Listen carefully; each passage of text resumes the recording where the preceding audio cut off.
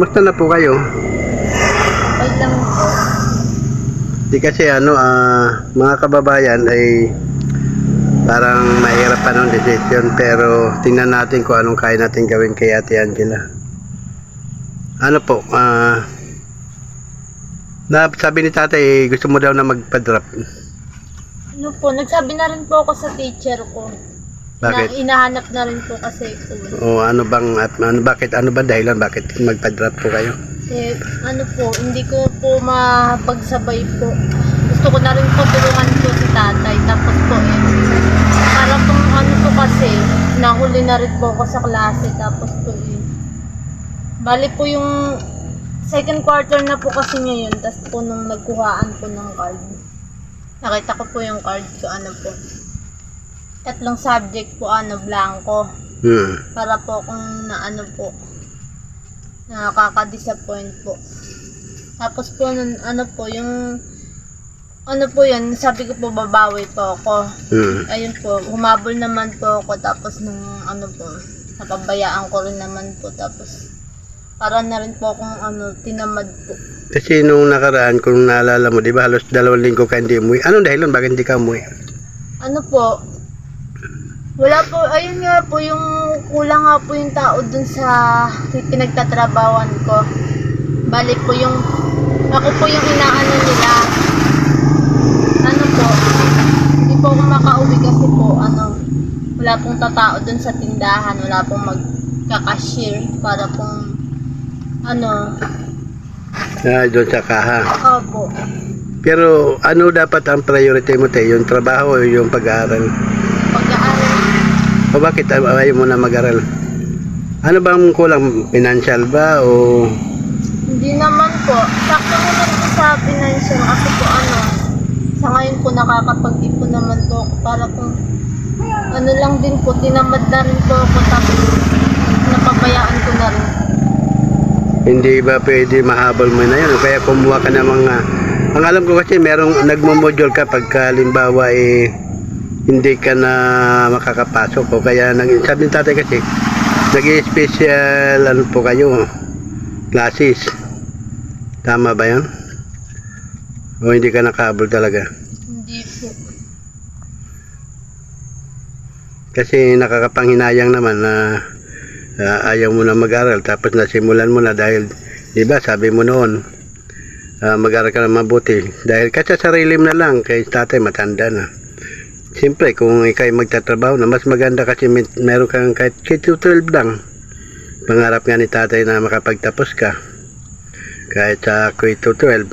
Bala ko nga po sana mag-ALS po. Mag-ALS ka na lang. Doon din po kasi ate ko. Nag-aral. Opo. So ngayon, ano na ngayon ang trabaho niya? Hindi po siya, nakapagtapos po siya, pero hindi po siya nagtrabaho kasi po may pamilya na rin po siya. Ikaw ba, may boyfriend ka na doon sa pinapasawang? Wala kang boyfriend doon? Talagang nagtrabaho ka lang? Opo. Kasi nakakapanginayang naman, halimbawa, ganito. Baka naman kulang kayo baka ikaw ay nahirapan sa pag-aaral, trabaho. Di mag-aaral ka muna kasi kausapin ko yung sponsor mo na suportahan ka muna hanggat na ikaw nag-aaral. Para ituloy mo lang pag-aaral mo. Nagsabi na rin po ako sa teacher ko. Pwede pa naman natin kausapin yun kung gusto mo. Ganito ate Angela. Ito kung mapapanood nila, tingnan natin kung ano maging payo nila, ano maging reaction nila, kasi nga kaya ayaw mo na mag-aral kasi nga pinarity mo ng trabaho mo dahil nga doon sa siyempre pangangailangan talaga. So ngayon si tatay nga kung nung mga nakaraan na halos 2 linggo ka din di ba? Binigyan ko ng pera din yun. Binigyan ko siya ng pera panggastos niya kasi nga at that time na yun may sakit ka daw. Diba? May sakit ka noon. So ngayon, napansin ko na naman, magmula nung nakarang linggo, hindi ka pumasok, isang diretso na naman. Tapos ngayon na naman ulit. Ano sabi ng teacher mo na magpa-drop ka? Ano sabi ng teacher mo? Sinat niya po ako kung makakapasok ka daw po ba ako, tapos mahabol ko daw po yung mga kulang. Yan pala, kaya naman pala kung kaya mong habulin eh. Baka pwede mong mahabol te, baka pwede naman. Ano po ako sa advisor po? Sige, gusto mo ba samahan pa kita? Para lang, hindi nga, kung gusto mo lang. Okay lang po. Wow. Kausapin mo na, ma'am, magtutuloy na po ako sa pag-aaral. Tapos bukas, babalik ulit ako kung anong update na mapag-usapan namin kasi baka naman kasi na-pressure ka sa trabaho. Kaya nga, totoo lang, kaya hindi ka nakahabol kasi mas ginusto mo magtrabaho, di ba? So, nag-ipon ka pa, bumili ka pa ng bike. Magkano ba halaga ng bike na binabili mo? Ay, 5,000 yan, okay, tama nga. Yan ay binili mo para dapat sa pag-aaral mo, di ba? Paano gamitin mo yan? Actually, iniwan mo naman yan noong nagtatrabaho ka. Di ba? So, sayang lang ang pinaghirapan mo na 2 linggo kang trabaho para mabili mo yan. Tapos, hindi mo lang din naman magamit. Tatay nga kanina kausap ko nung wala ka pa. Maiyak-iyak nga siya. Sobrang panghinayang kasi nga pangarap niya na kahit na K-12 lang makapagtapos ka man daw. Tapos bebiguin mo pa ba si tatay mo? Sabi nga, alam mo ba, sabi ni tatay mo, tanggap ko na na ang ulam ko dito ay kahit na ano lang, kahit kape, kahit na ano lang pwede. Ang importante, ang kinikita mo ay gabi niya, ikaw ang pakakainin niya kasi nag-aaral ka, nagtatrabaho para maging malusog ka.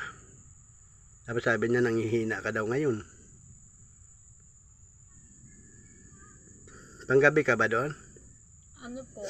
Minsan po, depende po sa schedule. Depende sa schedule mo, pero may pahinga ka naman doon. Opo. Sayang ano.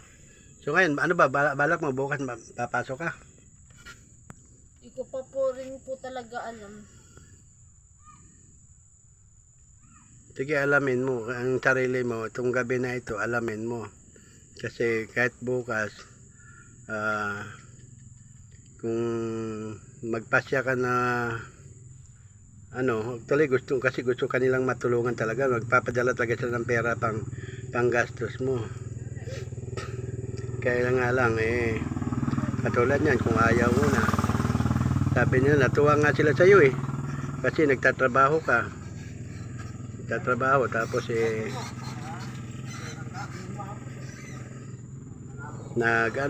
nag-aaral, nakita nila na masipag. So pag-isipan mo rin maigi kasi pero mo nakapamili ka na ng gamit mo, tapos sa isang iglap lang ay umayaw ka na. Ikaw tay, anong naging anong naging decision? Ako, siya may katawan.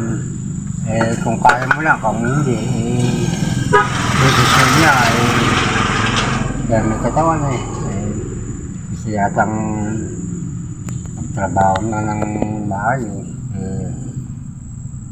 Medyo pagka nagtatrabaho, nahihirapan din mag-aral. Oo nga, mamili ka alin sa dalawa, Ate Angela, kasi actually baka susuporta naman sila ng hindi man siguro malaki maibigay nila. Sa baon-baon mo sigurado. Sa ito lang, mga yun, nahihirapan din kami sa gano'n. Kaya lang, nag-aaral din siya na gusto niyang mag-ipon na. Yun, kung makakaipon na siya, kasi maganda, may pinaghahandaan na. Nahihirapan talaga. Siya naman na may katawan, kaya hindi ko siya mapilit. Kung hindi niya kaya, magpahinga muna siya. Pero okay lang ba sa iyo tay na si Angela ayaw na mag-aral? Sa akin naman, gusto ko nga sana. Nahirap naman pinipili. Diba? Kung nahirapan ka sa mga ganung sitwasyon, katawan na yan. Pero gusto ko sana ng mga tao. Kahit na 12 man lang. Ang katwiran niya, ito talaga, nakagraduate ka siya ng course. siya, para naman, gusto niyang makaipon konti. Para kung sakasakaling lalakas na ang katawan ng pagkandyas ulit. Baka patuloy na doon sa malapit sa school doon sa trabaho. Para hindi malapit. Kasi Hindi, ganito nga. Kaya nga si Ate Angela, bumili nga ng bisikleta. Di ba ate? Oo. Bumili ka ng bisikleta dahil gusto mo nang hindi ka na mamamasahe. Para pinakapamasahe mo, panggastos mo lang, di ba? Sa bisikleta naman, ayaw niya manghiram eh. Kasi minsan may pinupuntahan siyang bibili. Mahirap din maghiram dyan. Pinilit na That's much. magpunta talaga ng tipid-tipid. Nagsikap na siyang pangarap niya ang bisikleta. Kaya hindi siya manghiram. Para at makapunta kasi mahirap manghiram sa mga kapitbahay pagka kailangan niya. Kaya kung sakaling maano siya, magta-transfer doon sa malapit sa trabaho. Wala namang school doon malapit eh. Oo. Hindi, doon na. Para at least malapit sa trabaho, kayang-kaya. Hindi nga, Ate Angela, tanungin lang kita ulit. Gusto mo pa ba talaga mag-aral? Saka lang, kasi, ano siya eh, baka sana huli. Oo nga, nandun nga tayo sa napabayaan niya kasi nga, mas ginusto niya yung mag-aral, magtrabaho kaysa mag-aral. So ngayon, yung problema nga natin ngayon, naiwan siya sa mga subject ngayon dahil nalungkot siya, medyo nadismaya siya kasi nga yung card niya nagkaroon ng blanco. Pero dati nasa tapel, kaso nga, napabayaan na dati. Oo nga, yun nga ang ano ko dati, kaya nga nire-report ko, alam sa atin dila, isang matalinong bata, masipag, mag-aral, tapos kahit na maglakad, naglalakad. So ngayon sabi nga nila, sige, magpadala tayo ng pamasahe ni Ate Angela at punting pagkain na rin nila. Yun nga yun. So ngayon nakakalungkot lang na dumating sa punto na nakapagsimula ka na mag-aral. Biglang isang semester, isang ano pa lang naman, di ba?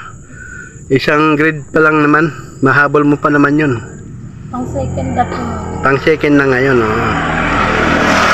Yung bang grade 12 hanggang 4th ba yun o 3rd lang? 4th din, 4th grading. Opo. Ayun. So ngayon, ang pang decision mo ngayon, ano plano mo, Ate Angela? Ano po nahirapan na rin po kasi ako bumalik. Sa school? Bakit nga? Dahil nga po doon, tapos po parang na na rin po ako sa mga klase ko po. Hindi, nahiya. Opo. Basta na ba mo kung ano ang lagay bukas, kung hindi ka pa papasukin, kung bagay, marami namang bakasyon nagdaan, undas. Baka sakali naman magpakita ka kung ano yung game. Sige, balik ako bukas. Bahala na kung basta pumapasok ka, basta kahit papasa o hindi, gano'n. May blanco. Kahit papakta mo, pasok ka. Gano'n. May blanco. Ayaw mo siya, basta pumapasok ka. Dahil total naman, hanggang 12 pa, dahil baka sakali ipasa ka kahit na... Oo, papasa sigurado yan dahil ano pa lang second grading pa lang ito sa ano naman Abulin mo. Mahabol na Paalam yun. ko sa doon sa papasok ka, hindi sa lawang ako pupunta. Kaya rin, kung talagang wala, baka lang pumunta. Kung gusto nyo, kasi mabait sa kanya yung kasi gusto nga pasukan mo. Para kung anong lagay, pag school mo ko ka, basta pumapasok ka. Ganun lang ang talaga estudyante. Minsan na-absent ka, kung minsan papasok ako. Kasi sabi mo, hindi naman problema ang financial kasi may kahit paano nakakaraos naman. At ang ating sponsor kahit paano nakakatulong naman. Tingin mo bukas, Sige be, subukan mo. Balik ako bukas din dito. Pumasok ka. So, pag-isipan mo pa. So, ayun mga kababayan, kalungkot man, pero tingnan natin bukas ate. Pagka ikaw naka-uniforme bukas, makita kita, ibig lang sabihin, tuloy-tuloy ng pag-aaral mo. No? Pero pagka ikaw ay hindi papasok bukas, magtatrabaho ka na lang. No. No? Wala. Ano na lang masabi mo sa ating sponsor? May masabi ka ba na ikaw ay Maraming tapay na hinto o ikaw ay magpatuloy pa? Ano po, salamat po sa pagtulong. Tsaka pasensya na rin po sa ano. Yun po sa nangyari. Yun lang. Nandito lang si Kuya Edwin mo na pangalawang magulang mo ang maggagabay sa iyo para matupad mo ang pangarap mo. At nandyan naman, kaya ako malakas ang loob, kaya nandyan naman po ang ating mga sponsor na hindi rin magpabaya sa iyo. Ano? Sana panalangin ko ng gabing ito na sana magbago isip mo at magpapatuloy ka sa pag-aaral mo. Na? Ayan, maraming salamat po mga United OFW Charity Group na medyo malungkot tayo ngayon pero may pagbabago pa naman ang pasya ni Ate Angela, pero sige po, at ano man ang magiging desisyon niya bukas malaan po natin lahat. Maraming salamat po sa lahat-lahat ng mga nagbigay ng tulong kay Ate Angela, mga sponsor, lalo na po sa United OFW Charity Group na patuloy po tumutulong sa kanya. Sana po si Ate Angela ay magpatuloy sa pag-aaral. Yan po, maraming salamat po tay. Bye bye. Sige.